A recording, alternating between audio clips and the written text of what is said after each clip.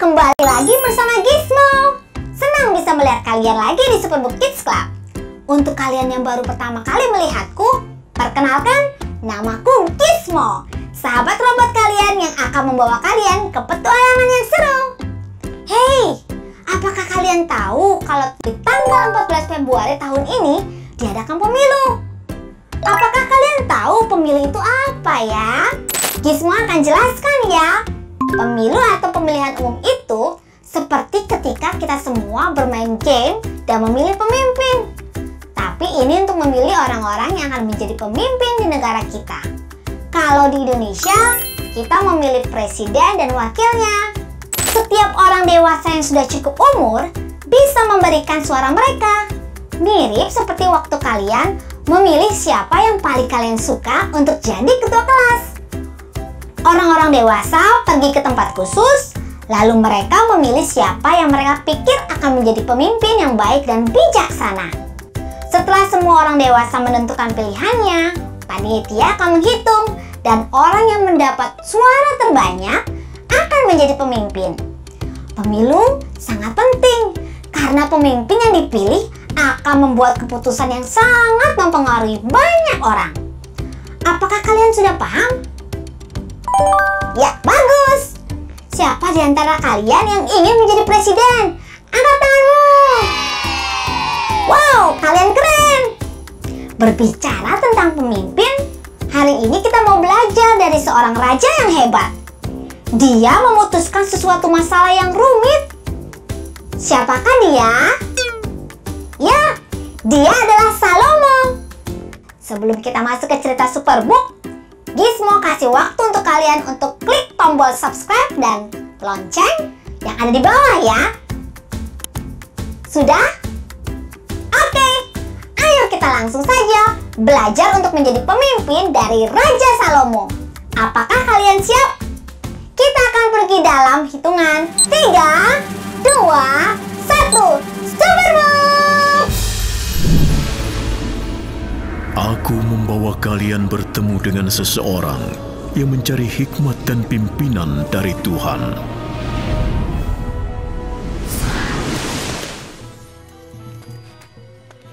Giz, cari tahu kita ada di mana. Aku laksanakan.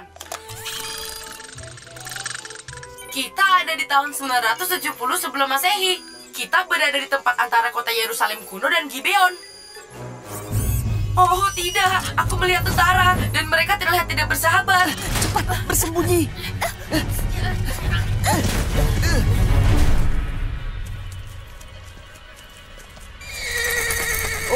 Oh, kenapa kuda ini ketakutan? Mungkin bau seekor serigala. Mereka ada di sekitar pegunungan ini. Pergi. Diam. Apa itu?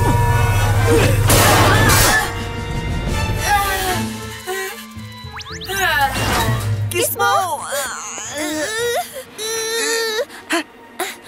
Hai. Aku temukan serigalamu itu. Apa yang kalian lakukan di semak-semak? Mencuri ya? Bukan, justru kami memburu pencuri. Percaya atau tidak, dan kami jadi Kelihatannya takut mereka saat... tidak berbahaya. Oh, tetapi Raja Salomo Bersembunyi dari tentara yang mengerikan itu. Aku pun pasti melakukannya. Lepaskanlah mereka. Betul sekali. Kamu dengar itu? Aku bukan serigala. Hah? Di sini tidak mungkin ada serigala beneran, iya kan? Tunggu sebentar. Raja Salomo, kami orang baru di sekitar Dan sini kalau dan... benar-benar ada serigala dan binatang berbahaya lainnya, apa kami boleh menumpang?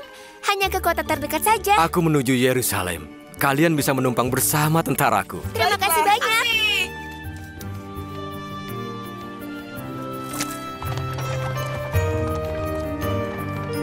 Kita harus berterima kasih padanya. Kapan lagi kita bisa dapat tumpangan dari seorang raja? ya. Tapi lain kali aku inginnya naik kereta raja. Chris, tadi kamu bilang ingin menangkap pencuri. Ya, ayahku mempercayakan barang berharganya, dan aku mengecewakannya. Aku sangat mengerti apa yang kamu hadapi sekarang ini, Chris. Ayahku dulu seorang raja sebelum diriku. Raja Daud. Ia mempercayakan seluruh negeri Israel kepadaku. Jangankan memimpin seluruh negeri. Memimpin kelas sains saja aku tidak bisa. Bagaimana Anda bisa melakukan semua itu? Aku merenungkan semua nasihat ayahku. Anakku, suatu hari aku akan meninggalkan dunia ini. Sebagai pria, kuatkan hatimu, lakukan kewajibanmu dengan setia, dan hidup menurut jalannya. Ikuti perintah-perintahnya dan hukum-hukumnya yang tertulis dalam hukum Musa, supaya engkau berhasil dalam segala yang kau lakukan dan kau tuju. Jika kau melakukannya, maka Tuhan akan menepati janjinya kepadaku, yaitu jika keturunanmu hidup setia dan dengan segenap hati dan jiwa setia mengikuti aku, salah satu dari mereka akan bertakhta di Israel. Jadi, sesulit apapun masalahnya, selama aku mentaati Tuhan, Ia pasti akan membuat aku berhasil. Anda memimpin setelah ayah Anda meninggal.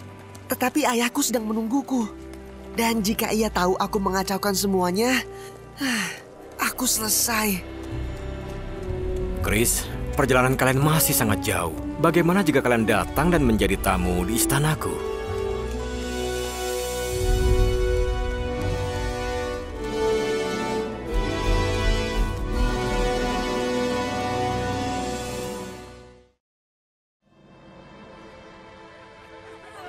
Chris, kamu nggak mau coba makanannya? Yang ini enak loh.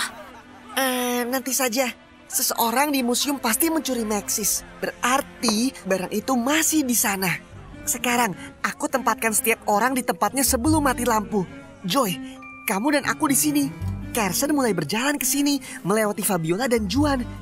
Jack, Imari, dan Chen ada dekat. Kamu ngapain? Oh, ini adalah cetakan figur 3D-ku. Diperlengkapi dengan genggaman bergerak yang populer. Aku tahu benda itu, Gizmo. Kenapa kamu menaruh itu dalam reka ulangku? Karena aku bukan buah arah. Kamu bukan buah arah. Memang bukan, dan aku tidak ingin ada yang pikir aku ini buah arah. Tetapi kamu bisa pakai ini bukan buah arah. Giz, singkirkan. Kamu mengira salah satu dari mereka mengambilnya kan? Dan aku perlu mengerucutkan siapa yang memiliki motif dan kesempatan terbaik. Ya, pelakunya pasti bukan mereka. Kenapa tidak? Karena mereka semua adalah buah, dan buah tidak dapat mencuri Maxis. Serius dong, Giz? Aku serius kok, seperti tangan yang bergerak ini. Apa yang sedang kalian lakukan, teman? Berusaha memecahkan kasus misterinya Chris. Mungkin itulah masalahnya. Apa maksudnya? Ketika aku masih muda dan aku dipercayakan untuk memerintah negeri Israel, aku tidak bisa melakukannya sendiri. Maka aku pergi ke tempat terpenting untuk beribadah di Gibeon. Di situ aku mempersembahkan ribuan kurban kepada Tuhan.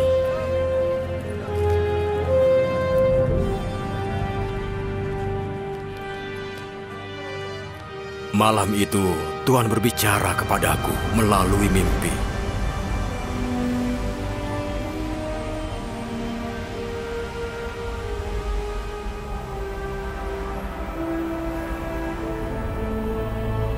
Salomo, mintalah apa saja yang kau inginkan, aku akan mengabulkannya.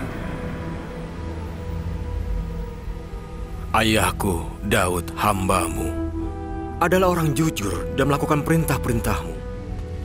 Kau mengangkat hamba-Mu ini sebagai penggantinya. Sekalipun usiaku ini masih sangat muda dan juga tidak berpengalaman, berikanlah aku kebijaksanaan yang kuperlukan untuk membedakan yang baik dan yang jahat. Kalau tidak, bagaimana aku sanggup memimpin bangsa-Mu yang besar ini? Salomo, oleh karena engkau meminta hal demikian, pengertian untuk memutuskan hukum, aku akan menjadikanmu lebih bijaksana dan berhikmat daripada siapapun juga. Bahkan akan kuberikan apa yang tidak kau minta.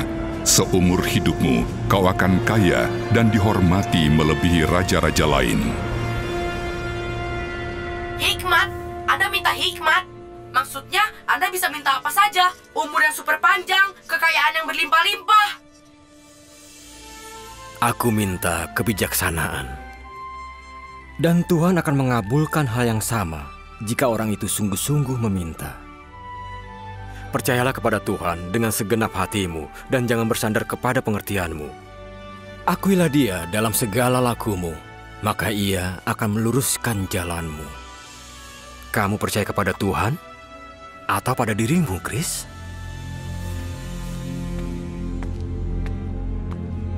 Aku tidak pernah berpikir seperti itu. Mungkin itu karena kamu lebih percaya pada dirimu.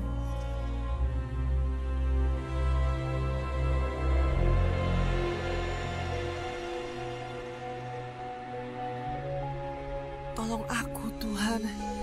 Ayahku akan sangat kecewa jika pameran gagal karena aku. Tolonglah aku. Aku percaya kepadamu dan bukan kepadaku. Tapi... apa gunanya?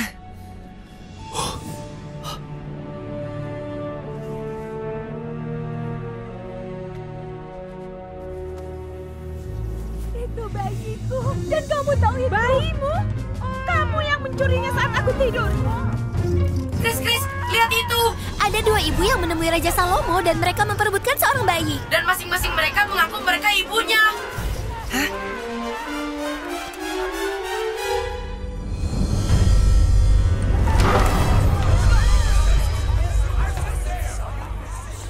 Tak ada saksi yang membuktikan bayi ini milik siapa. Ya, jadi Raja Salomo juga tidak membuat keputusan.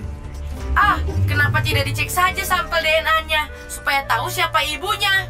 Gis, itu ide yang bagus. Minggir. Beri jalan. Raja yang akan memutuskan kalau ini bayiku. Aku hanya butuh beberapa helai rambut untuk menganalisa. Dan misteri ini akan terungkap.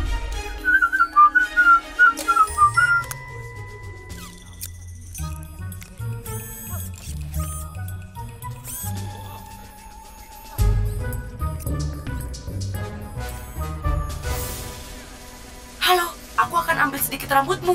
Hanya sakit sedikit kok. Oh, benar sekali. Aku bisa pakai ini untuk cek DNA.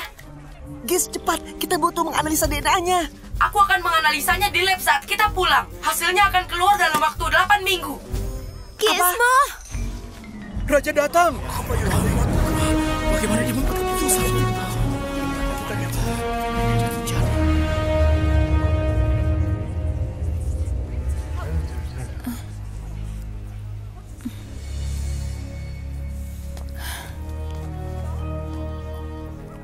Iya, tuanku. Perempuan ini dan aku tinggal satu rumah. Dan aku melahirkan anak pada waktu itu. Dan 3 hari kemudian dia melahirkan. Kami sendirian. Suatu malam saat kami tidur, ia menindih bayinya dan bayinya meninggal. Lalu saat aku masih tidur, ia bangun dan mengambil bayiku dan menaruh di tempat tidurnya. Lalu ia meletakkan bayinya yang mati di sebelahku.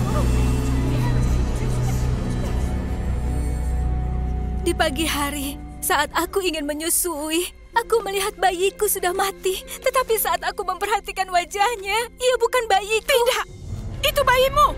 Bayiku masih hidup. Bayi yang mati adalah anakmu. Bayiku masih hidup. Apa yang akan Raja lakukan? Tanpa tes DNA, sulit untuk tahu siapa ibu dari bayi itu.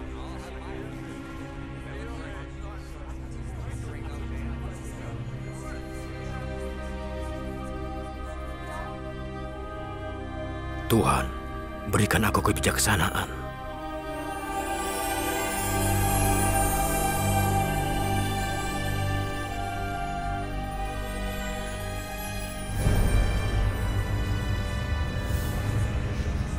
Kalian berdua mengaku bayi hidup ini milik kalian.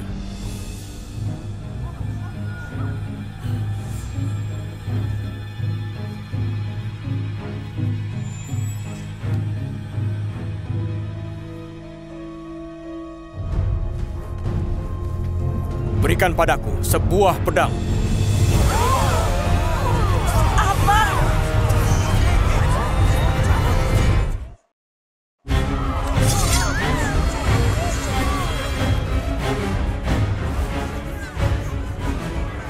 jadi begini? Penggal bayi itu menjadi 2, supaya kalian masing-masing bisa memilikinya. Tidak.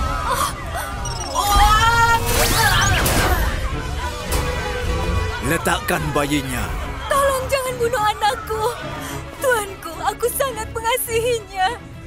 Berikanlah padanya, asal jangan bunuh dia.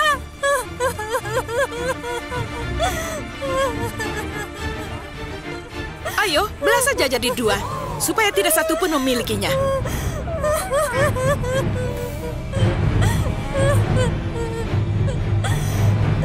Jangan bunuh anak itu. Berikan dia kepada ibu yang menginginkannya hidup. Karena dialah ibunya.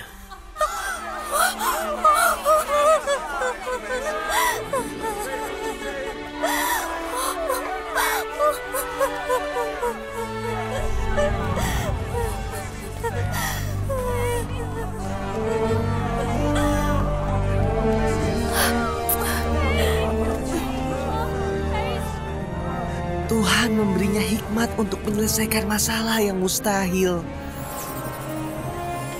Superbook,